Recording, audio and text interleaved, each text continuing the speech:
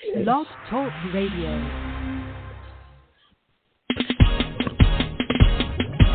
It's a new thing that's sweeping the land. When you don't know which way to go, the answer is Jesus and Elevation Radio.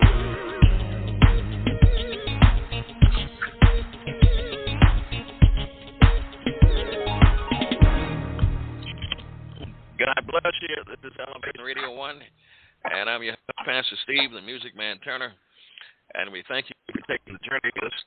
This is the program that spotlights positive people doing positive work while serving a positive God. And if you don't know who he is, his name is Jesus. Yeah. And so today, our subject matter is we simply want justice. Oh, I like it. Let me say it again. We simply want justice. And this is an interview, in-depth interview with the champion of Southeast D.C. It could be none other than Dr. Rhonda Hamilton. Yeah. All right. And if you want to, there is no other. If you want to give us a call and ask some questions, Q&A, you can do that at 1-914-205-5353. It's 1-914-205-5353. A wall of obstruction has appeared. Powerful politicians when it comes to providing needed mental health care in the form of a level 3 trauma center for serving residents of Southeast D.C. Furthermore, it has been reported that black residents of Woodberry have had to live in inhumane conditions.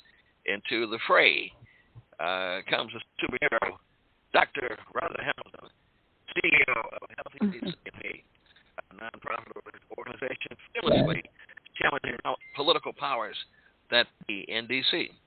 Let us hear her quest and campaign to make life better for her people, which are our people, just before we do that, let me go to the most beautiful part of this program, and that is First Lady Laura Turner reading the scripture. What you got? Yes. I'll be coming from Ecclesiastes 7-8. Surely oppression maketh a wise man mad, and a gift destroys the heart. Better is the end of the thing that better is the end of the thing that is beginning thereof, and the patience in spirit is better than the pride in spirit. Be not hasty in thy spirit to be angry, for anger resteth in the bosom of fools. That's it. All right. So when you want justice and you demand it, you got a little tail of anger, but you don't overtake you. You must think strategically. Let me go to the expert. Dr. Rhonda Hamilton, how are you? Oh, I am awesome. Thank you. And let me just, before I go any further, send my wonderful gratitude to you, Pastor Turner, as well as your dear Queen Lenora.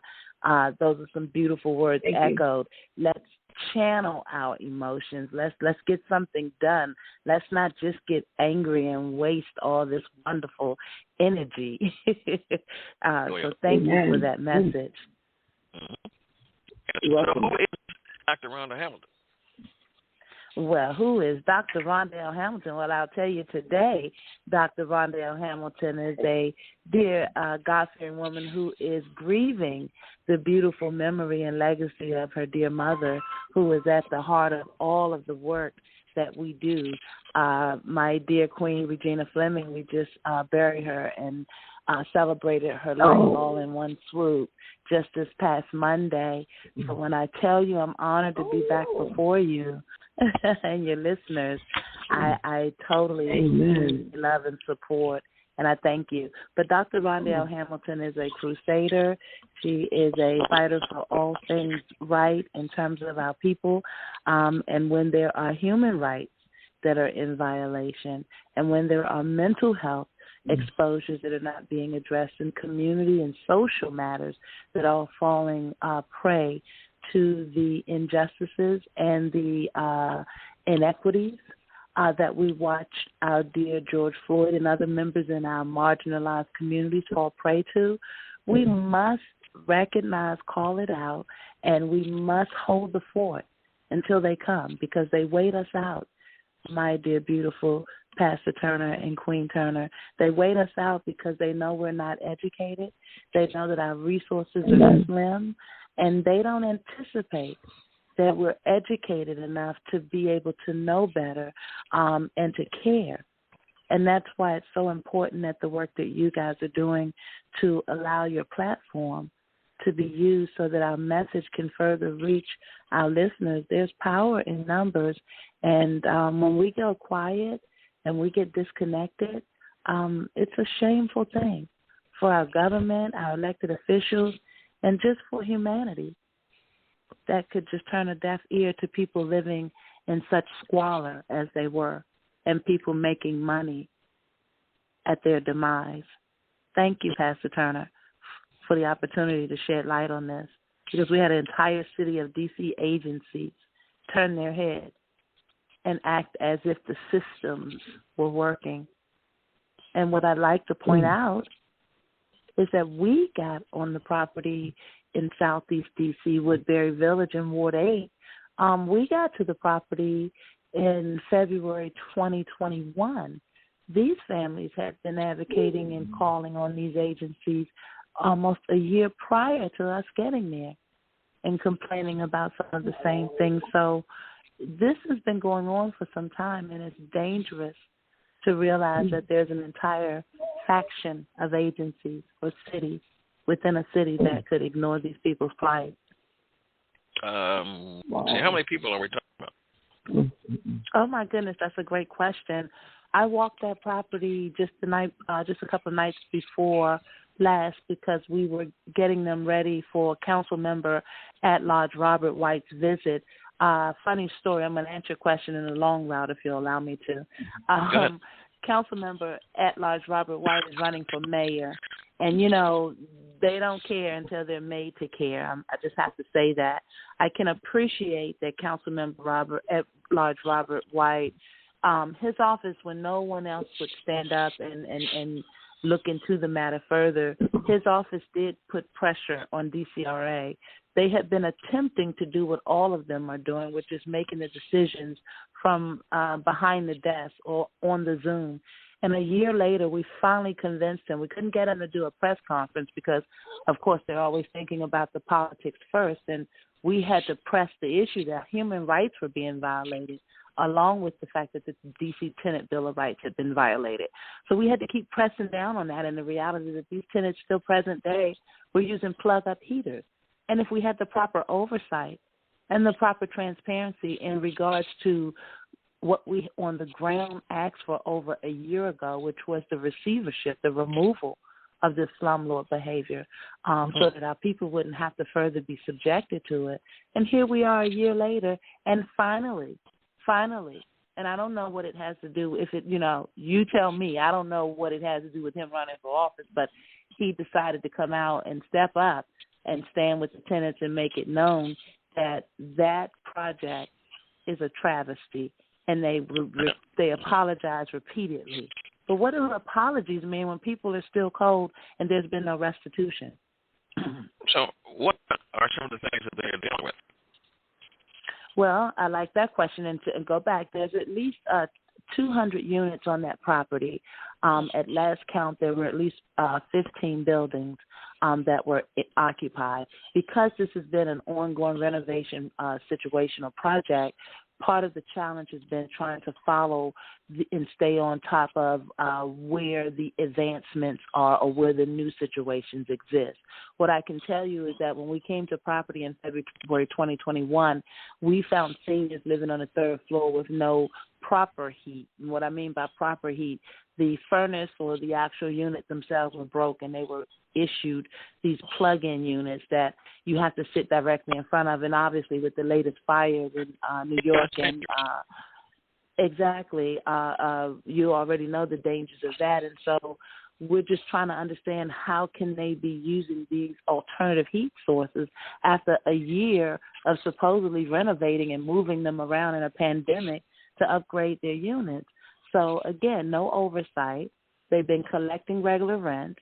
And because the federal money has been rolled out, they've been living with mold, peeling ceilings. We're concerned about the asbestos on property. We're concerned about the fallen ceilings that are happening in renovated properties.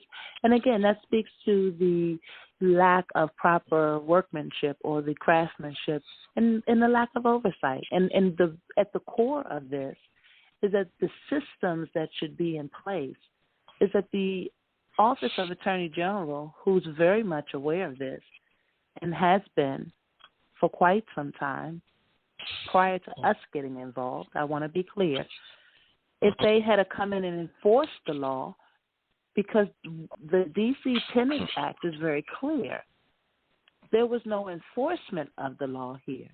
And that's what we're concerned about in an election town, election season, with a Jewish Jewish slumlord behavior with a predominance of black community members and tenants. And to have the city do nothing and have this many agencies, not even the Ward 8 council member, the actual council member for that ward, not even did he step in.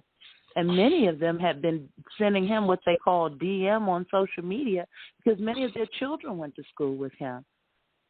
So what I help them to understand is that this is one-on-one. This is an education, because if you guys don't stop voting for what's popular only to be left in these types of squalor and be ignored when you need these elected officials to care, then you've got to be able to remember that when they come back on your doorstep asking you to vote for them, because your conditions in your community and in your home aren't going to change as long as we keep these kind of mindsets around. Let me ask you a question. I hate to ask this question, but are these these officials? Two questions. Are these officials Democrats? Are they black? Not only are they predominantly black, they are subsidized house tenants. And let's be clear, our position is that we're just sick of this class thing. It's, we understand we have a race issue in this country, but I think that this is more of a class issue, because anytime we get so disconnected as a people that the humanitarianism of it is lost, the empathy of it is lost. I mean, you ask what were they living with? They're living with 10 and 15 and 12 mice traps in one room setting. They're living with the whole big holes dug in the ground, because now they're realizing that the pipes and things, they were putting Band-Aids on the repairs, and we kept advocating and calling it out because the tenants kept showing up complaining. You got children with asthma because you got roaches in the refrigerator and mice running around freely. Yeah, this is real stuff here, and nobody wants to talk about it until we lose a life. It's a pandemic to boot. Oh. So how is this management able to maneuver a capital city in a pandemic with at least 200 units that are subsidized, predominantly black, with so much development going on around and so many announcements of all this wonderful money coming into the city? Then why would this be possible present day? And I don't have those answers for you.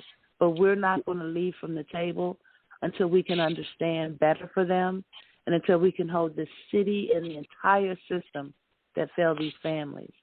Because this is a class issue. Yeah, we simply want justice. Can't put it any clearer than that. Yeah.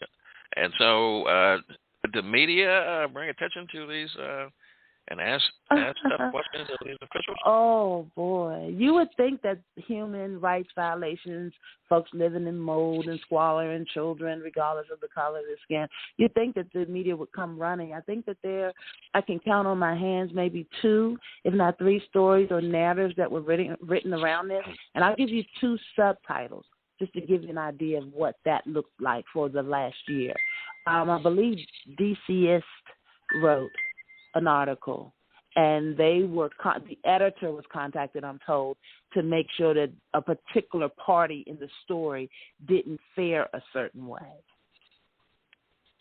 So when you talk about issues that have not been addressed by this many agencies, you can imagine the reality of getting the press out. But we are very excited to report that the Washington Post, their lead housing reporter, has showed very strong interest in bringing this story to the forefront. And so she has put a request in to start getting the stories investigated and, retold to her in order that she can give it its proper just due. And so we're excited to see that happen. We've recently had a conversation with the Congressional Oversight Committee on reform and ethics, and so we're excited to be able to understand Congress. Hold on a second.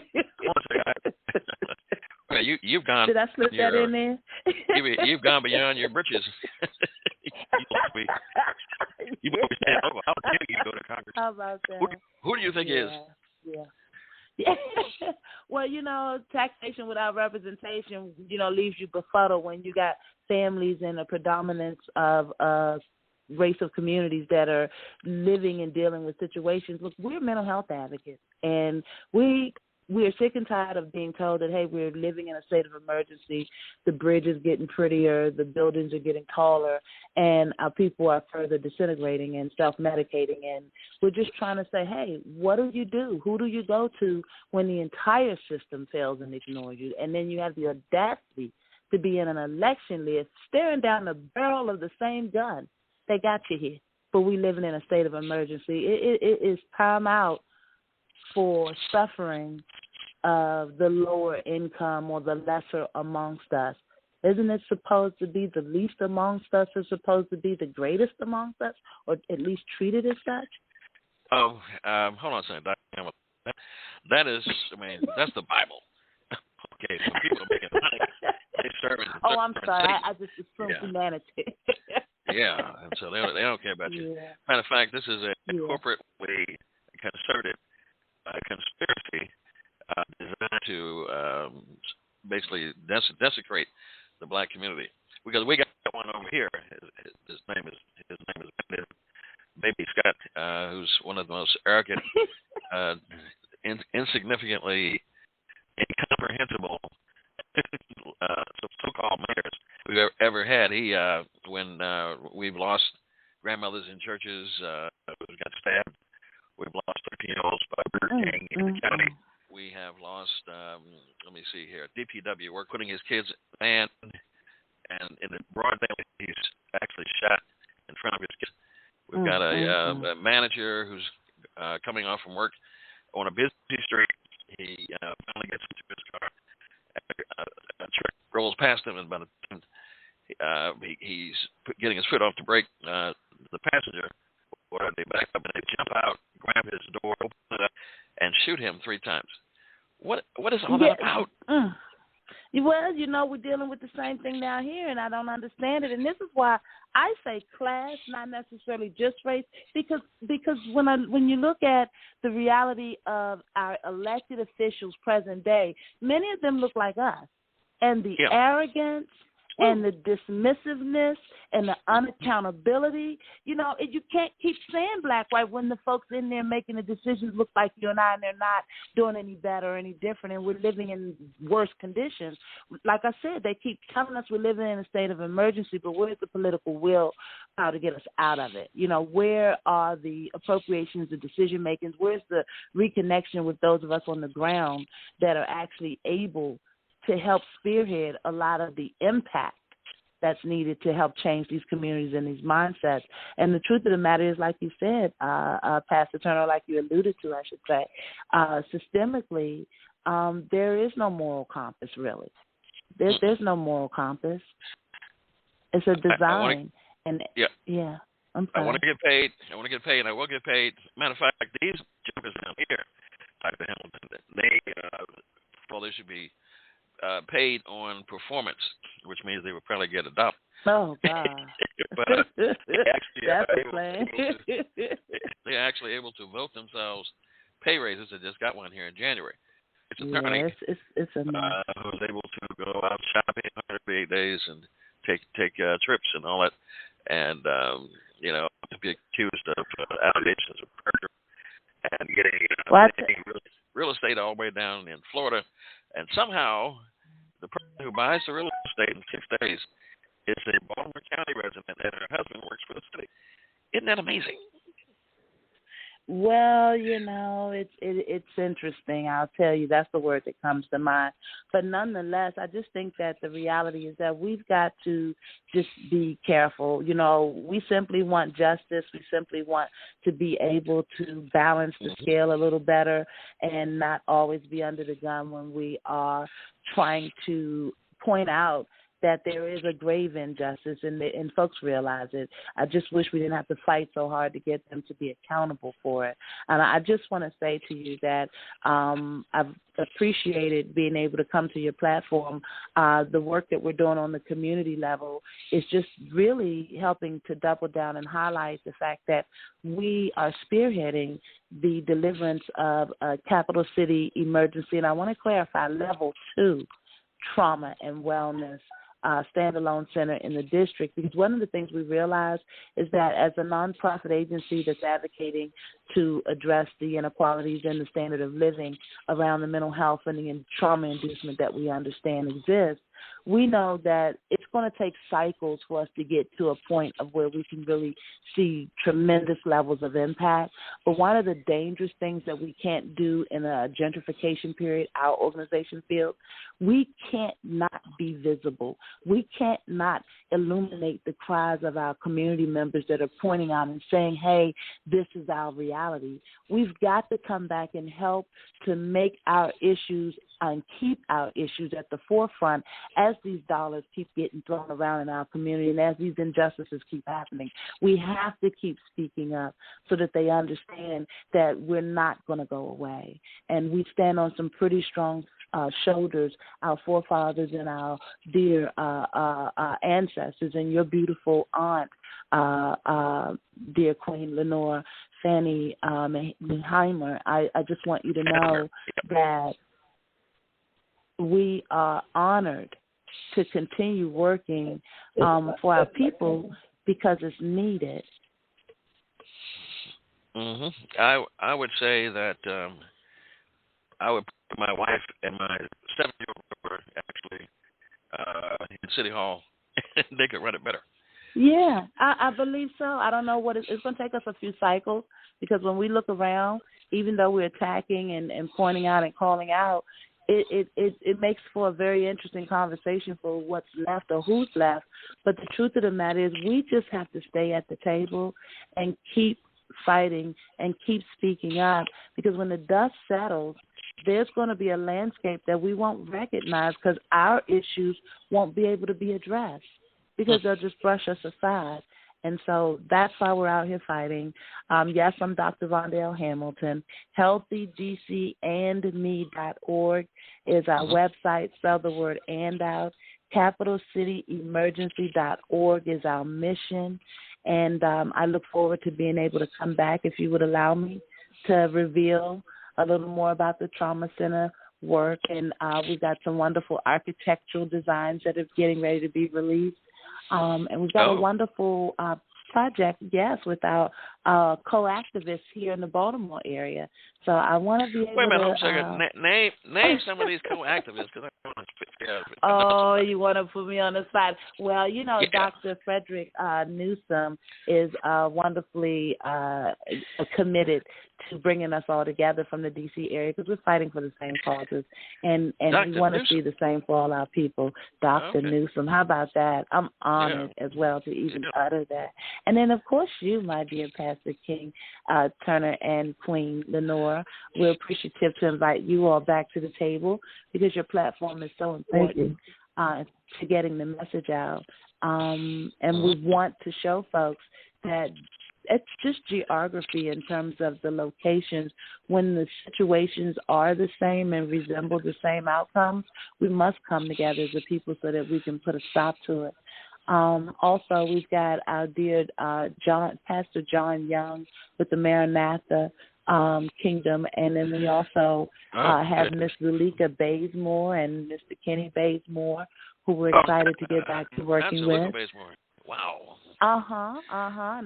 And also Mr. Darius McPeace Stanton, who has the Peace in the Morning show. He's more over on the Anne Arundel side, but they're interested in coming to the table with the Baltimore family because, again, injustice for our people anywhere is injustice for our people everywhere. And we've got to get back to living and being that. Yeah. So y'all trying to tab stuff. And, we come in and kick the doors down. We have a saying on our show, on our Palms Up show that we do live on Facebook. I know you know about it on Tuesday nights at 7. We have a saying where we always ask, who's watching the kingdom? We must always ask ourselves that. We're never supposed to be too content. Who's watching that kingdom? We got too many folks that are homeless, too many folks that are not in comprehensive systems of mental health care. Too many folks are self-medicating. Too many people are struggling and depressed and looking for a church home, looking for a connection, just looking for a hug or looking for a kind word. And we've got to get back to being what each other needs because government is not it. Well, you missed one here. I was wondering if you had the great Reverend Christina Flowers. Thank you for telling me, my dear Christine. You know how I have Christine on my list? Outstanding Baltimore homeless advocate. Because Christine was so wonderful when she came down, when we went down to Congress, and I'm happy to want to give them an update on our conversations with Congress, which went really well. But Christine is her name, and thank you for that. And that's why I keep you at the table, because you made these connections for us, and we want to come back and make good on them. And if you'll hold me to that, I promise we'll do a part 2, and I'll bring some good information with me next time. Is that fair? That is fair. I can see our experience doing broadcast now. So, oh yeah. Let me take a little second right here. Like I said, we simply want justice, and that's been very, very serious. I just wanted to say that I need justice here at house. Dr. Hamilton. Yes. And yes. My wife actually, she began to attack me with a back scratcher earlier today, and I didn't know what to do. I was amazed by it, and I said, "After all I've done for you," and so I want you to talk to her, get her in line. You know my stance, Queen. I don't know why these men don't get the memo. They know we support one another. No, she didn't. I don't know why they set themselves up. But you know what I will say? No, she didn't. I want to know a love as long and as great and as transparent as the love that you guys demonstrate. God bless the two of you all. How about that? Okay. She did the Rhonda Hamilton smooth over. No, that's some real talk. You know, we got to get back to who we are, and be proud about being able to display that. I come from that, and I want to be about bringing it back. Yeah. As I keep being told, Rhonda, only we can save us. I'm like, okay. I got you. So let's give a shout out to who's on your board. Well, shout out to our board for Healthy DCME Leadership.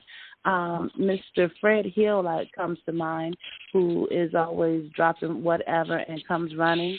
Our beautiful Mr. Perry Red, who is a former ANC. And I point this out because our board members have some colorful backgrounds, and they're so talented as people. And one of our monikers is that we're building excellence in the nation's capital. And what it should say is we're building Black excellence, because we can't be afraid to own that.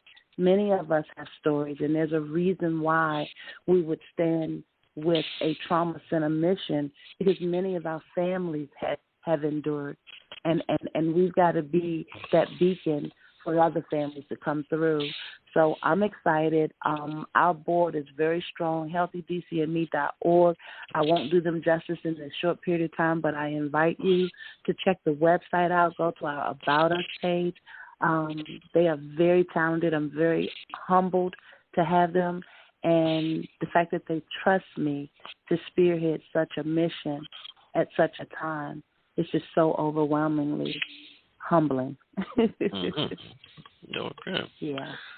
All right. Are you in action with the great Carl Snowden, who's the king of... Oh, absolutely. Absolutely. And I don't even know if we have enough time, but I got a great Carl Snowden story really, really quickly. You talk about our beautiful comedy cruise for charity. And let me just say, my mom we were dealing with the terminal illness, which now and I can speak more about. It was more about her dignity and it was her journey. And I didn't want to talk too much about it ahead of her being comfortable with it being talked about. God bless her beautiful soul. So as we were going through that, there were some things that I just really wasn't hitting the mark on. And one of the things that I beat myself up on was that you guys came on that beautiful boat ride with us and helped us to pull it off. And you helped us all the way leading up to it to promote and help people know, even if many didn't make it out, they knew about it because we got a lot of interest in it. And I just want to thank you all because you guys made the effort. You guys made the effort and you represented long-term love, and they pointed it out on the boat even when I went back to look at the video. And so it just seemed like a lot of what I was going through at that time was just kind of getting through, just get through it, because I knew I had my mom's situation in the background. But I really am looking forward to reconnecting with you all because my Carl Snowden story is that in giving that event, and even though we pulled it off, there were some hiccups along the way, and some things didn't get to take place. And so we were more concerned that reputation and brands were acknowledged and respected. And because it happened in Annapolis, you wouldn't imagine that the history in Annapolis is such that they would just kind of thumb their nose at our small, cultural-based nonprofit for mental health. And what was initially dismissed after Mr. Snowden and others, you have a delegate, Shanika, and I'm sorry, I should know Shanika's last name, but delegates got involved and the local business community of color spoke up, and we got a proper, dignified response from the boat company. And it's that kind of behind-the-scenes understanding that has to happen if people are going to see us in a different light as we continue to spend our dollars in these communities. So folks like Mr. Carl Snowden, we also stand on the shoulders of. And so I invite your listening audience to get more involved because sometimes you don't even realize you need all this freedom fighting until it finds you in your business dealings unknowingly. Mm-hmm. Okay. And I think my wife enjoyed herself. I think she did. Is she still there? Oh, that does my heart wonders. I'm glad to hear that because, we have to do things on our level, and we don't intend to perpetrate on any form or fashion of what we're trying to do. The heart of the mission is to deliver the trauma center in spring 2023. While we were waiting for certain logistical things to happen in the forefront, just because there are things that are beyond our control, we thought it'd be really fun to start this campaign of awareness and promotional events that would allow us to bring our people back together. We're so divided, and when we saw that, we realized that many of the people whom this trauma center is intended for won't even realize how exciting of a feat this is because they're so bogged down in their day-to-day living in households and communities that are so festered with social issues. And so we just really wanted to start a campaign of awareness, start elevating the message, and just really to send our notice to the government and our elected officials that change has got to happen. We can't live like this. We can't do this. We're not going to continue to sit and just, take this, pandemic or not. There are issues in the community that have to be addressed, and we have to be at the table to make sure that we're setting, and that's what we're so concerned about. We're divided, and so the standard has fallen.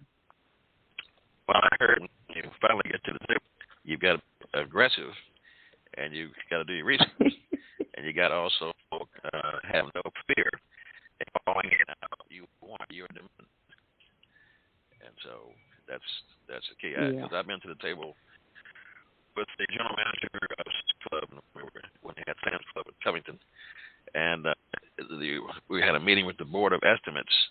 Those mysterious elderly white men who roll all money, and so we were supposed to have a from different employees, and so I was the one who showed up and myself and the general man. And what he did was, when they started talking about, well, what do you want?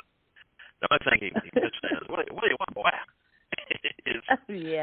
Then he said, well, you promised us that you would help us, and threw himself on the table, crying, and I was like so embarrassed. And after we left, we didn't get anything. We were walking down on Baltimore Street, and I'm like, this is embarrassing. Well, look, Baltimore Street. Yeah, how you? God, that's funny. It's definitely chess, not checkers, and I think everything is about timing. And as we've been spearheading this mission, it's never been our intentions to ask for this. What happened is they're spending and investing millions, when I say millions, hundreds of millions of dollars to erect new facilities that don't address and won't address the issues for the people that live in the community surrounding it. This is the same of understanding that we witness, and we won't be able to stop the big dollars that'll flow, but what we will do is we will make certain that we unapologetically help the nation's capital to understand that mental health at a time in this pandemic with so much death and so much diminished understandings, we're not apologizing for calling awareness to the fact that this needs to happen.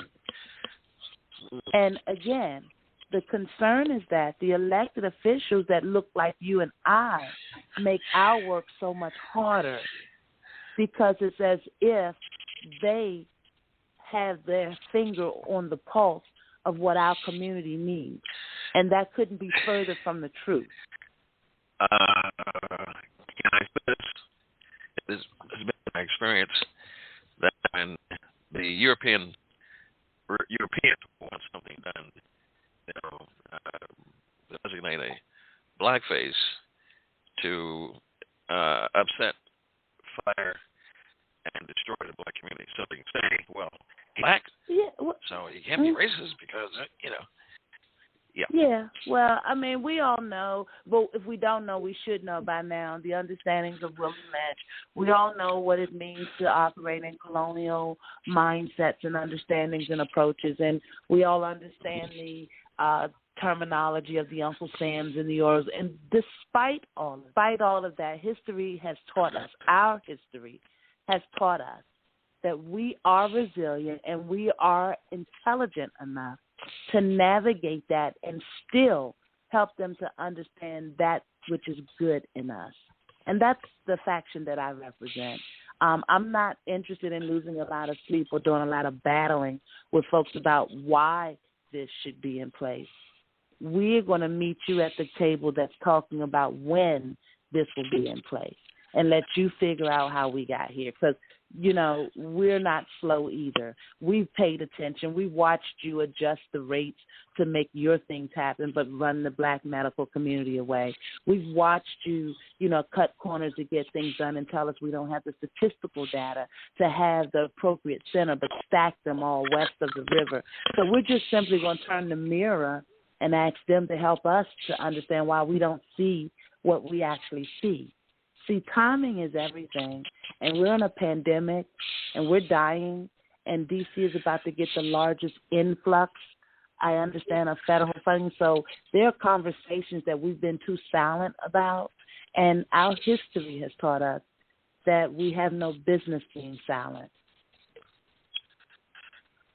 The Bible says, cry loud and spare not. And so, amen. It didn't say that everybody cry loud. It said there's a certain chosen who cry loud, a certain prophet who cries loud. And so it would appear that in some DC, that person who's crying loud and spare not is Dr. Rhonda Hamilton. And I'm sure when they see you or hear about something you don't understand, you're a troublemaker. Well, that's polite. That's polite language. But I'll tell you a great story. Of course, I have a whole lot of them. Of course, I'm a troublemaker. It's my job to be a troublemaker. And the truth of the matter is, I started this crusade for our hashtag What About Woodberry is what we call it, Woodberry Village, our dear families over in Ward 8 Southeast that were left and ignored to live with no heat, mold, asbestos, mice, infestations, roaches in their refrigerators, ceilings falling in. We had to get the fire marshals over there because the fire equipment such as the smoke detectors and extinguishers were outdated. I'm talking years outdated, just makes you scratch your head and wonder how, right? So we have agencies like the Department of Consumer and Regulatory Affairs, DCRA. And so when I call the head inspector, because they're supposed to come out when these complaints flood the system, and they're supposed to find the folks, and they're supposed to document it. And so we found ourselves challenging them to do their jobs. Like they were frustrated with us because we wanted to know why they hadn't been on top of this.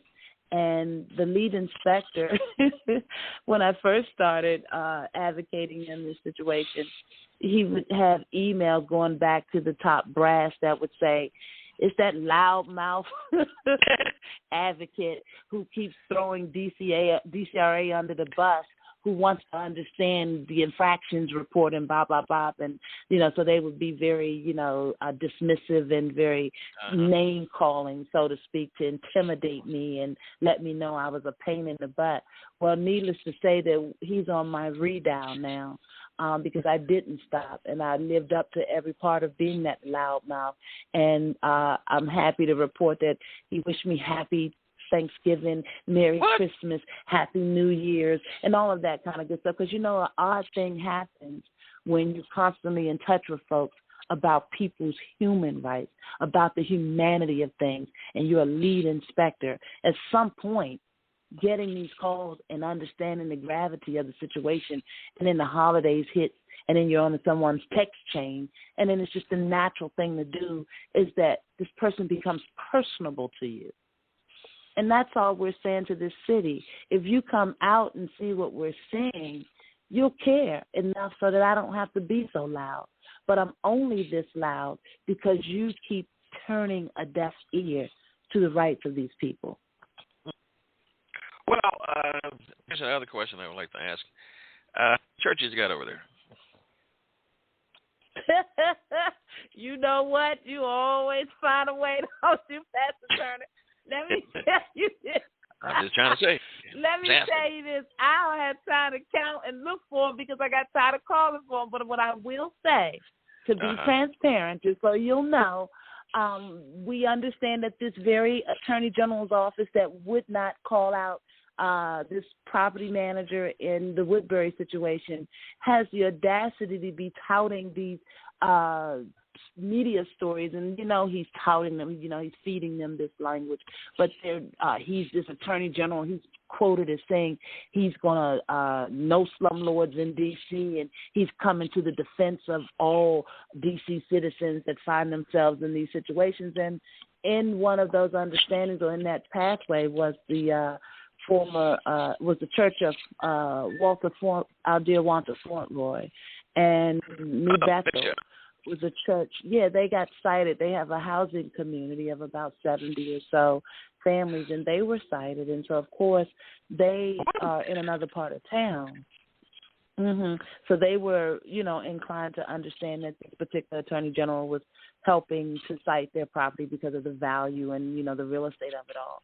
And so when I made the mere suggestion that this particular Attorney General was cherry-picking the cases that he wanted to be able to see go forward, and that their plight was no different than what the Woodberry families had found themselves subject to, which is an attorney general who is picking and choosing, which is very dangerous in a city with so much developing going on. And again, you would think that when the black church came to us for our Woodberry literature to help, talk to this attorney general and point out what his inconsistent behaviors were, you think they would have been with us, and be with us. And we're still having that conversation. In all fairness, they've indicated they want to be, but Pastor Turner, I don't understand. But we're having so much conversation about it, and I don't know why the black church is so slow to the table when human rights are involved. I don't know. I don't know. The black church here is cahoots. Most of them, the big ones anyway, cahoots with the mayor. Well, that's a good point. Yeah, cahoots with City Hall. So if you're getting ability to have permits so you can actually build and church and extensions to the church, you end up, in fact, you know that they are connected because when we had Freddie Gray's riots, because of their influence, they was up on the podium sleepy and tired, but they had to go because the city had given them things and they required them of things because their God is money. Yeah, absolutely. And you know what? You make a very good point when you say where the churches, they are in the politicians' pockets. That's where they are. That's exactly where they are. And it's unfortunate, but it's real. I didn't say it, and you can't get me to say it. wait, let me. You get in trouble. They are.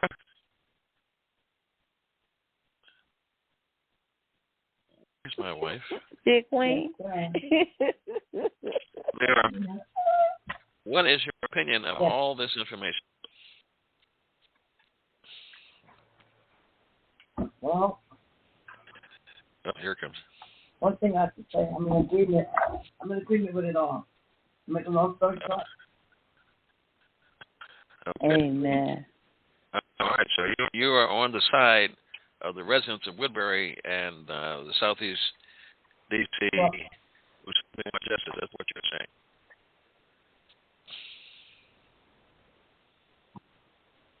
saying. Amen. Well, we appreciate that.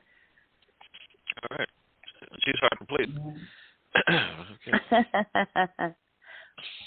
Well, we didn't understand what more they needed to hear to understand it. It's just unfortunate that we had to stay with it so long, and there's so many folks that are aware, and, we would appreciate you guys just keeping them in your prayers and, praying that we stay strong and vigilant in the fight, because it is very much not something that, is an easy feat when you have so many that don't want to have to do the right thing.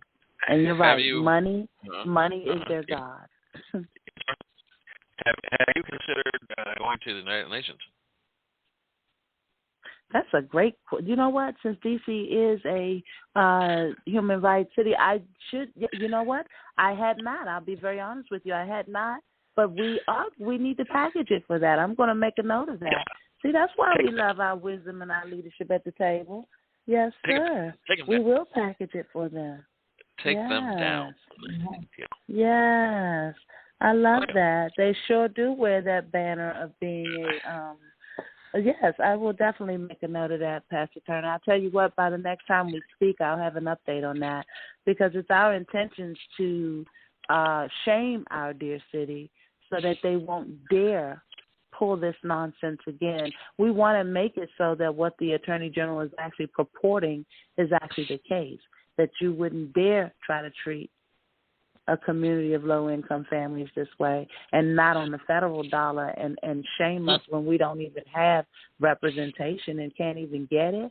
No, we got everybody else making decisions for how we should govern ourselves, right. And then we say we need representation, but then look what they're doing to shame us. So I'm shaming them. Our agency intends to shame them, because right when we need statehood, they would have the audacity to build up around these people and ignore them with no heat and live in third world. No. Well, no. The last question here is, let's have a black mayor, Muriel. And what is she doing? Well, we need a whole nother show for that. What she's done is managed to keep enough people happy financially that they can't seem to put a good opponent together to go against her to get her out of there. But the thing is, until the people wake up and realize that they want something different, I guess we won't get anything different. Doesn't mean we're going to stop advocating. We're just going to keep shining the light and shaming her until she gets tired of hearing us shaming her. And, you know, I don't know. They drown us out, but we're not going anywhere because the people have to wake up. It's government for the people, by the people, of the people. You know, we got to get back to our principles. And we're so, you know, just, I don't know, Pastor Turner. Just keep us all in prayer, why don't you? Well, let me ask you another question, since we have 9 minutes left. Do you have any members of your board that are strong enough, that are connected enough to run against her? Well, you know, that's funny you asked that question because one of the things that we talk about is helping to rebuild the grassroots in our community with other organizations who have the same questions, you know, before them as well. Because one of the things we realize we have to do is that, and that's why I mentioned before, but it's going to take a couple of cycles because we didn't get here overnight. And part of it has to be education. Part of it also has to be that we can't have so many citizens who are in struggle with their housing. When you start addressing the issues of the people on the ground and helping them to understand that they've got to be wiser in their living and in their choices and in their voting, then we start seeing change and impact and movement. And right now they're so dug in terms of the cliques in our town that's how you can see a Bowser get in there and do multiple cycles. And then the crazy thing, let's talk about the elephant in the room. You know, Mayor Barry, our mayor for life, which, you know, you either love them or you hate them. I never met anybody in the middle. You know, you either know why we love them or you just, you know, you hate the fact of why we love them, either way.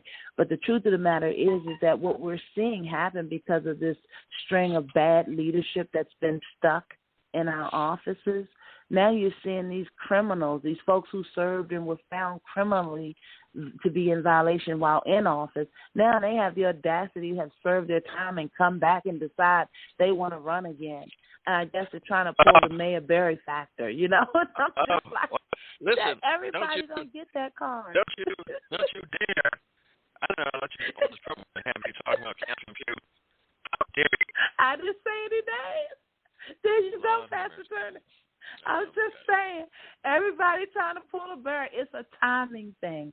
We're not there anymore, you know, and it's just like accountability has to be at the forefront of everything we do moving forward. They have no shame at all. Wow. Got all these people coming off the sidelines talking about they running for office again. Like, didn't we get rid of you already? Didn't you already get found to be not, you know, ethically qualified to do this? You're talking about Sheila Dixon. How dare you? Sweetheart, Queen, Dr. Rhonda Hamilton is out of control. She's talking about 2 of our former mayors, and I don't condone this. I don't know, sweetheart. I don't know what to do because it's all out there now. I'm sorry, so I get, like you said, get them big britches on. Yeah. She's No, sometimes we just gotta have some real conversations, sir. You know what it is out here. Our people will follow us if we keep it 100. Yeah, and my wife keeps it 100. Yeah, ain't no other way to keep it. Even when I'm on 99 and a half.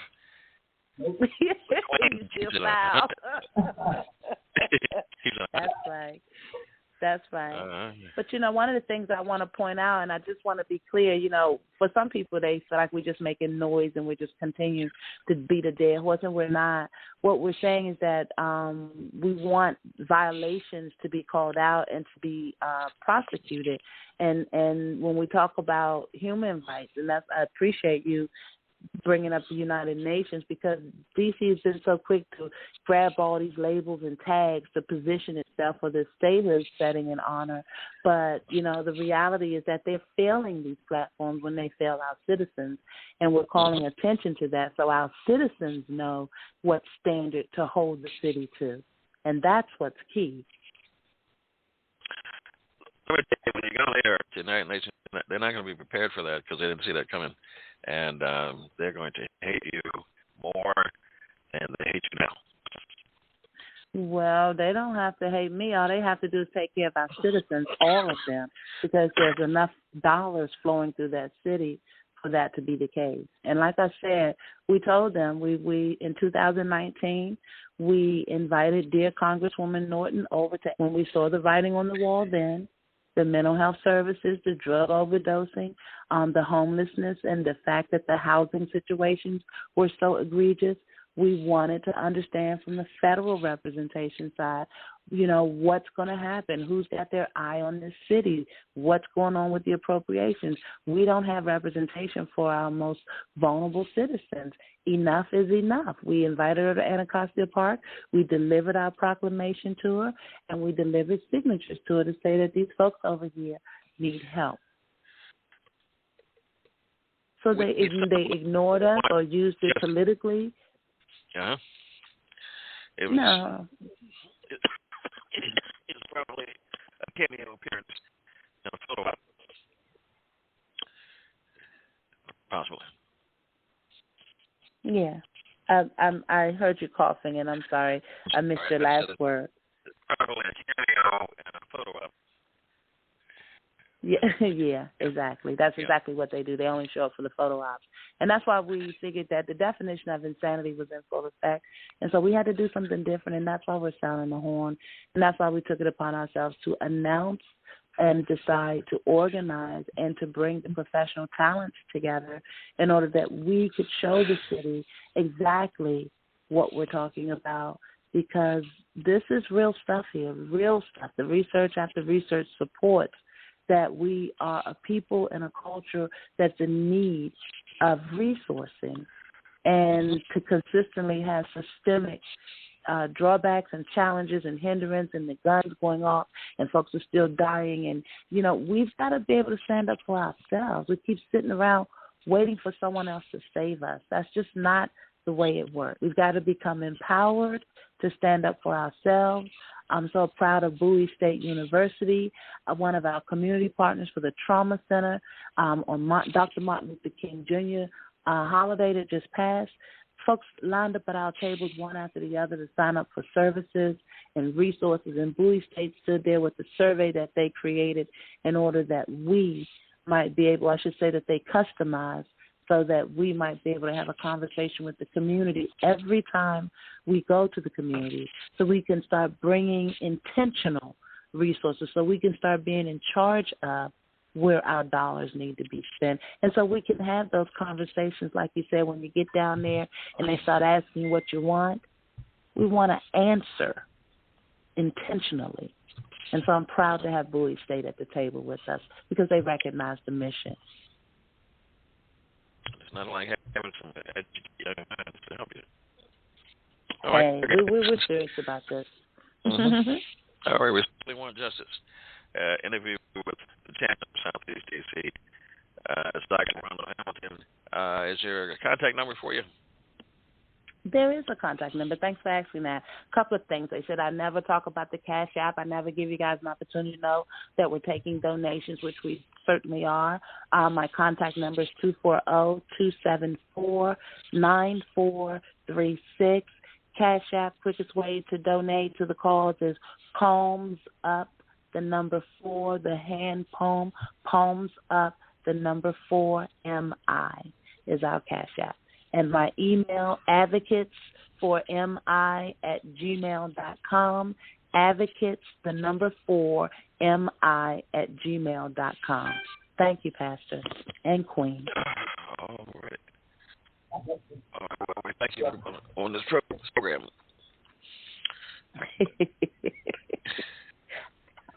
I haven't heard from my wife. Who's going to close us out. Close Close us out, Lyra. I can always depend on a beautiful closeout from the Queen. Oh, I'm sorry, what was that? Oh, wake up. Please close us out. Say something in Spanish. Father, we thank you. Oh, por favor, me tente segura. That means, Okay, please what did you say? be safe. Please be safe. Okay. Well, there we go. All right. Well, it's been a wrap. It's been another Elevation Radio moment. We thank you and bless you. Keep your head up. Likewise. Keep your heads up. Mm-hmm. Thank you both. You're welcome.